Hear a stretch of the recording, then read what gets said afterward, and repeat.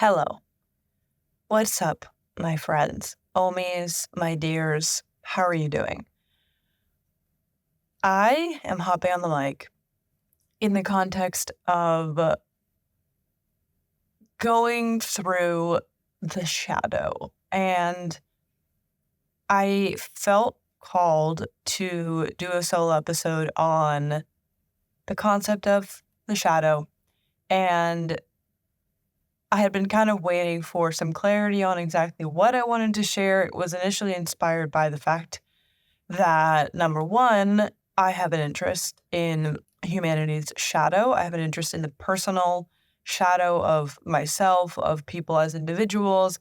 It's a topic that I find myself being fascinated by because my own understanding of the shadow has really helped me to move through my own shadow, understand myself, and ultimately to understand people better, and actually to release judgment and release the fear even of the presence of a shadow.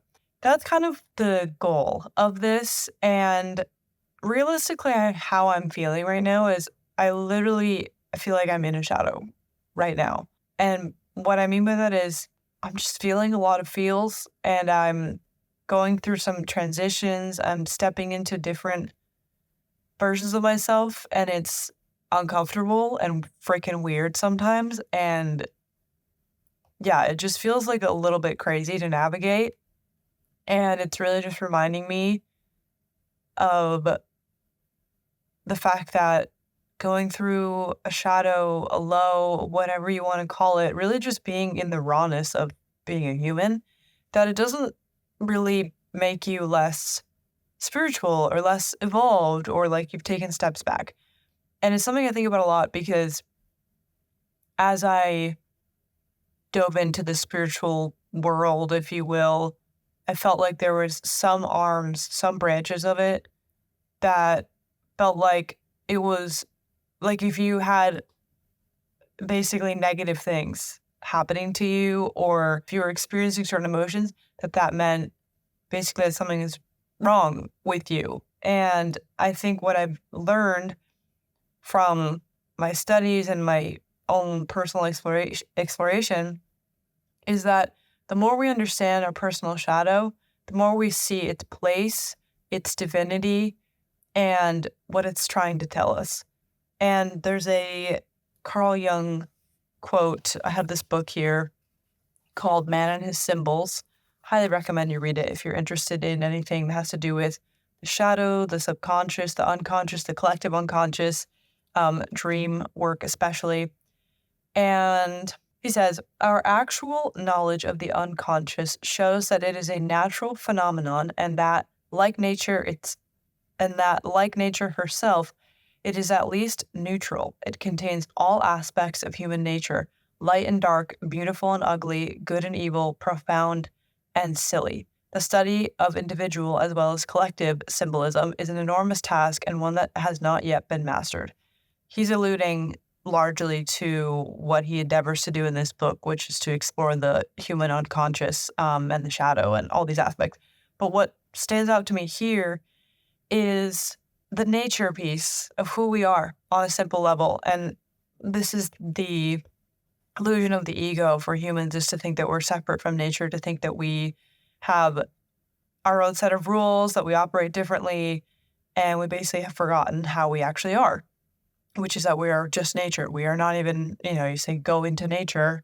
It's kind of funny because you are that thing. And the point is that, like it's saying, nature is neutral. It has everything in it. It has the ups and downs, the beautiful and the ugly, the good and the bad, evil, hurt, pain, all those things that we even actually, as we say them, we're projecting them on to something that is actually neutral. And what is very interesting about humans is the way that we do this to ourselves, where we label certain things as good and bad.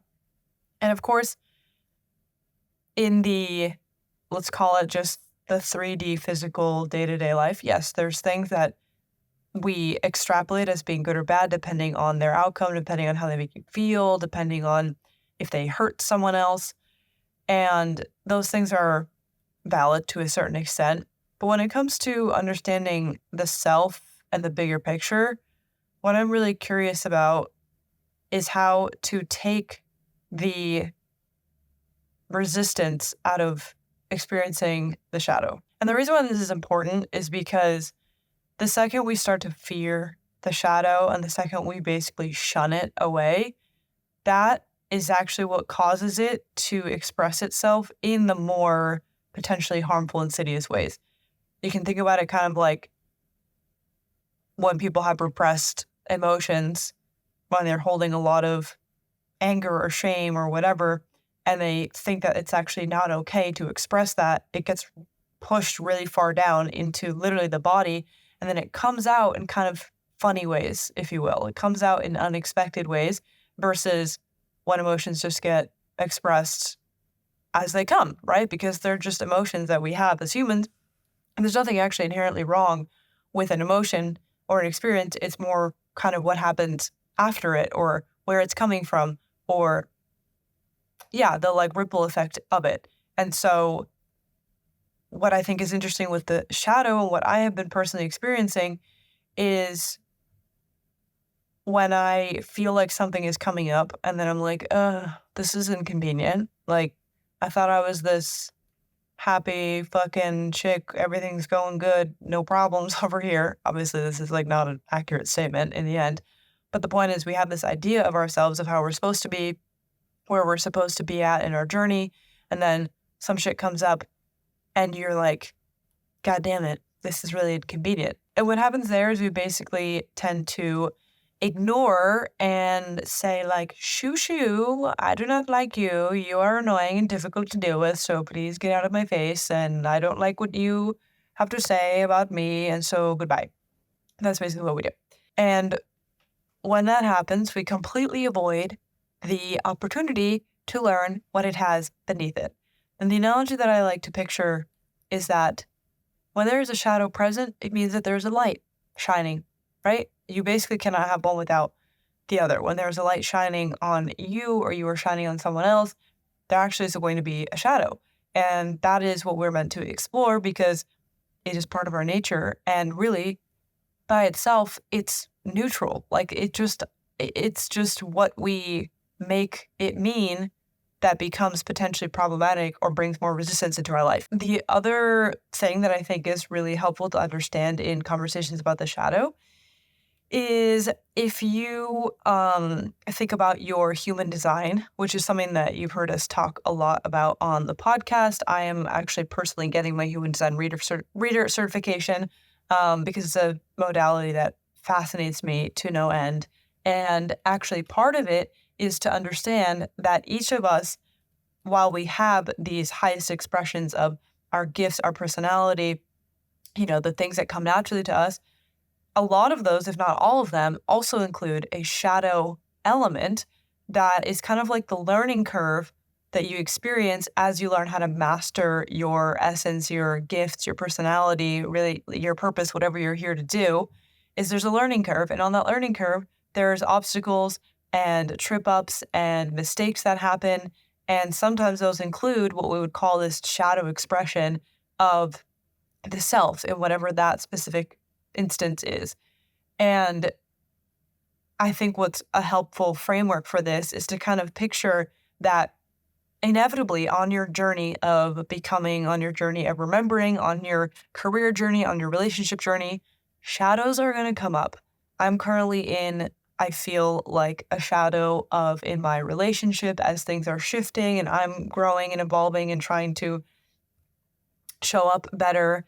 And in my business, I'm like in this in-between state that isn't necessarily a shadow, but it's kind of just like an in-between that is also showing me potential shadows within me that have to do with self-doubt or confidence or whatever it may be. So if you think about it that way, there really is a divinity to it.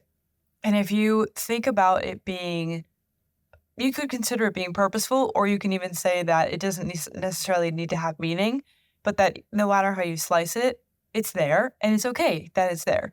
And my point being that I find that the more that we deny the existence of a shadow, the more that we deny that we are going through something or that there is a part of us that's edgy and difficult to deal with or that not everybody likes, the more that we are just like, yeah, that's what it is, then that thing loses some of its power over you, loses some of the negative potential meaning that it has, and then it lets you just like actually exist and be in all your imperfection and all your glory. Like what this quote says of nature having the positive and the negative, the beautiful and the ugly, and everything in between. The things that we think are good, the things that we don't like. Nature has all of it, and it's kind of like undiscerning. Like it doesn't care because it is what it is. And this is my, it's not even a theory, really. I think it's just what happens in practice is the elimination of the shame around the shadow and the actual embrace of it is what then allows it to play out the way it's meant to. So if you think about, I'll give a personal example, like in my human design, my biggest gift, which is basically like my life theme, is this gift that's kind of coined like the love of achievement or the drive to provide for myself and others. And on the journey to embracing that and leaning into it is going to be the shadow element of that gift. For example, that might look like, number one, for a long time, I denied that I actually loved the process of achievement and working hard and wanting to do my thing and whatever. I was like kind of just not actually working as hard as I wanted to because of some weird, bizarre reasoning that I had made up. With this example of me, when I feel like I'm not doing that successfully, there's this shadow element of starting to lean into that gift in like an ego-driven way to achieve some end other than the fact that like it's just something that I love. And so with any aspect of your life and something that could be expressed positively, there's something that comes out kind of quote unquote negatively. And the negative word is really just to say that it's not going to feel as smooth or as in flow as it potentially could. So yeah, what I'm really realizing in my own life is that, yeah, as humans, we just have a lot of resistance and fear around our shadow and the parts of us that are icky and not pretty and smooth and that make us feel like we're a crazy person. And it's just very funny to catch yourself feeling like, what the heck is wrong with me? Why haven't I figured this out yet? Or just to judge yourself for being a certain way. And it's ironic because when you remove that resistance to it, then you're like, okay, this is just something that's happening to me and it's part of my nature. And it's okay if somebody witnesses it. It's okay if my partner sees this. Like, I think this is just speaking to the fear of, even me right now feeling like, okay, I'm clearly not in my usual amped up energy that you guys are used to.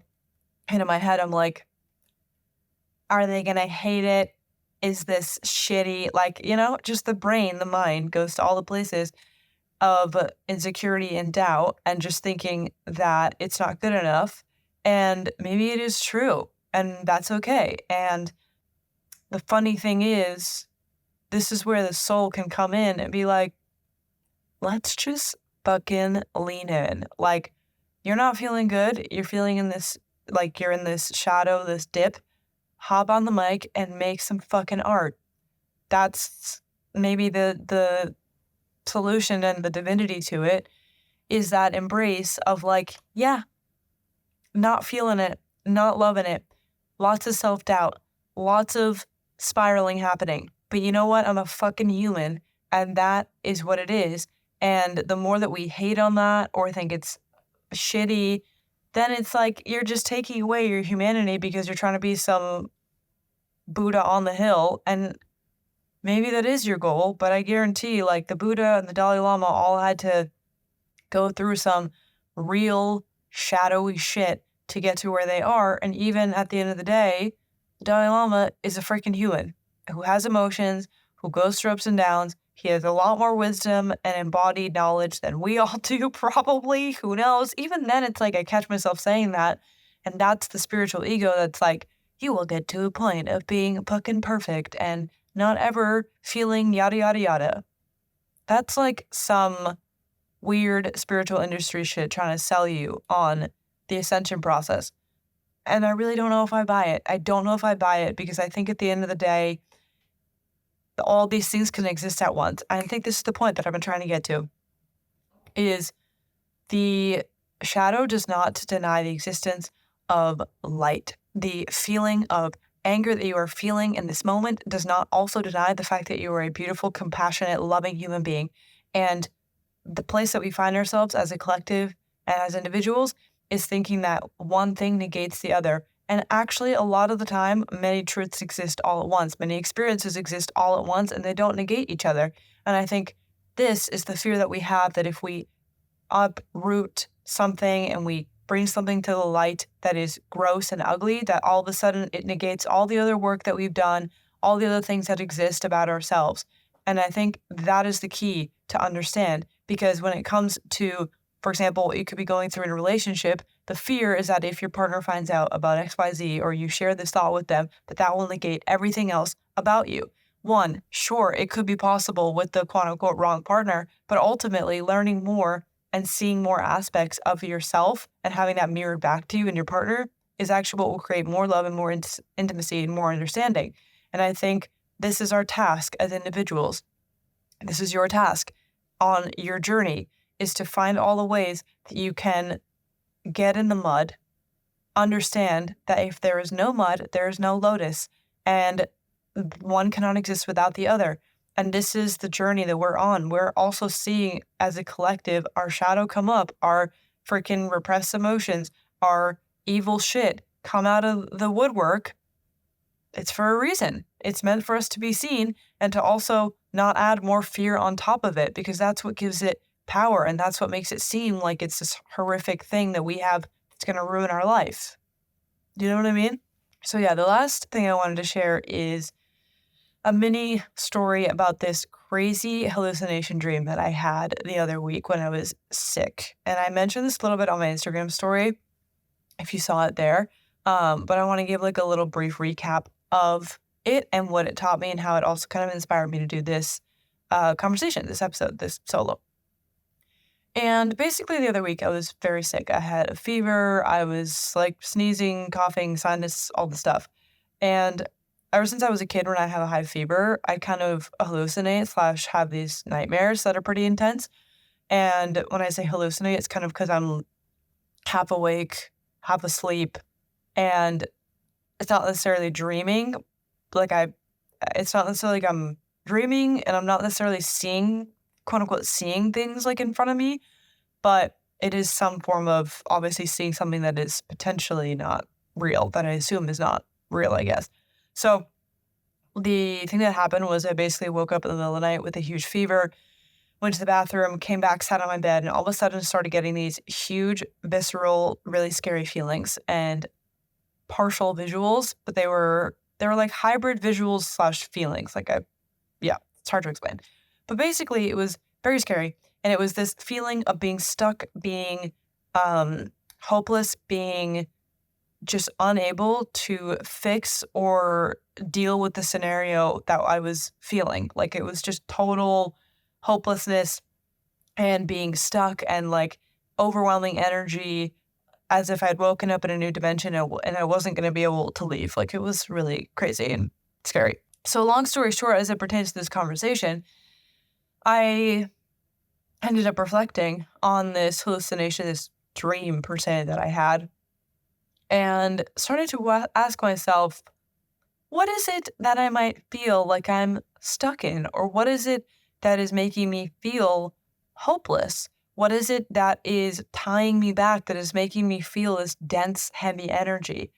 And because I'm in tune with myself, because I try to be self-aware, because I'm on a certain lifestyle that calls for introspection, naturally I ask these questions.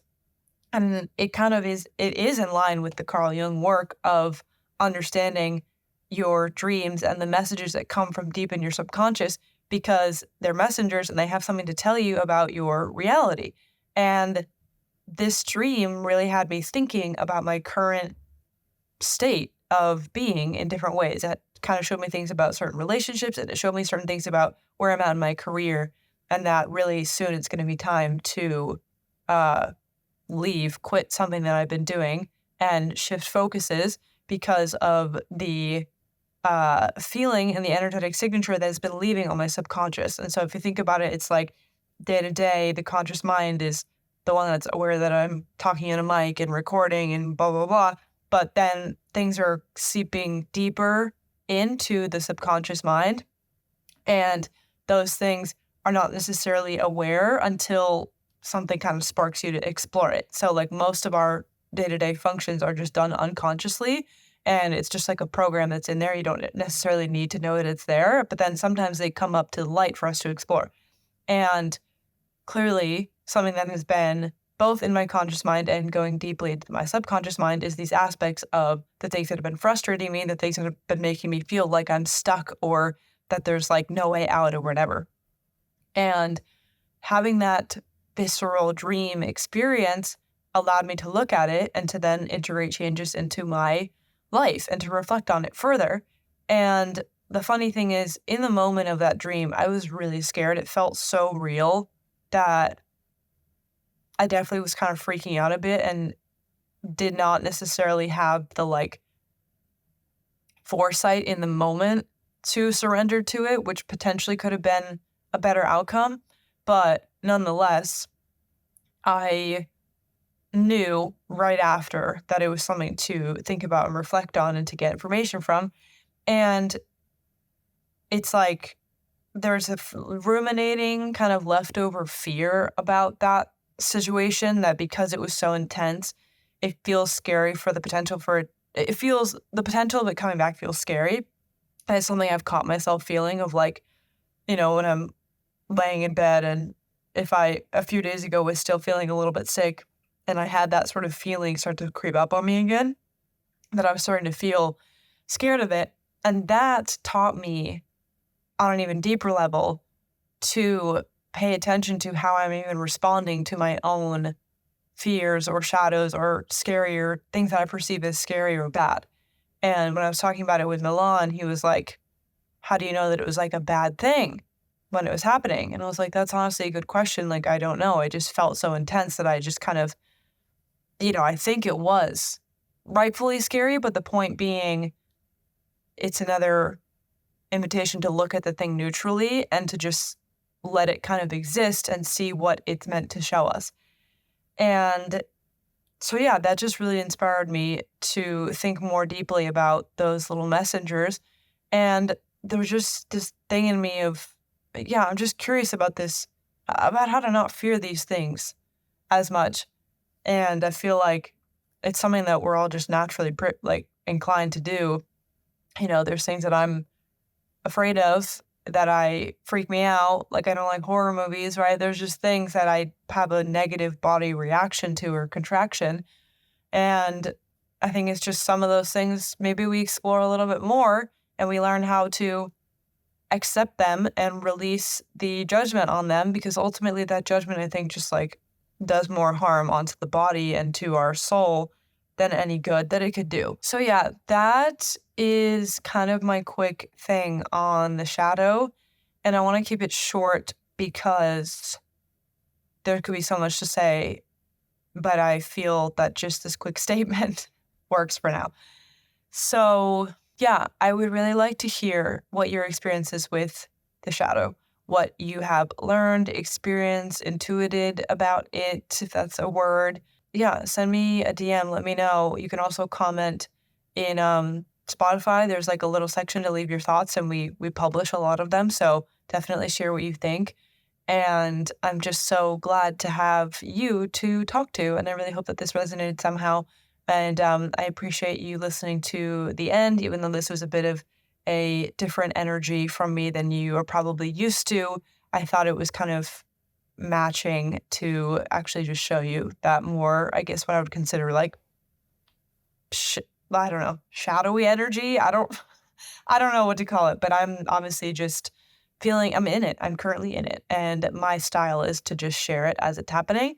And so I hope you enjoyed that and got something from it. So yeah, thank you so much for listening. I really, really appreciate you so much. And it just means the world to be able to connect with you deeply. And yeah, I love you. I'm sending you all the love and share this with a friend if it resonated. And we will see you next week.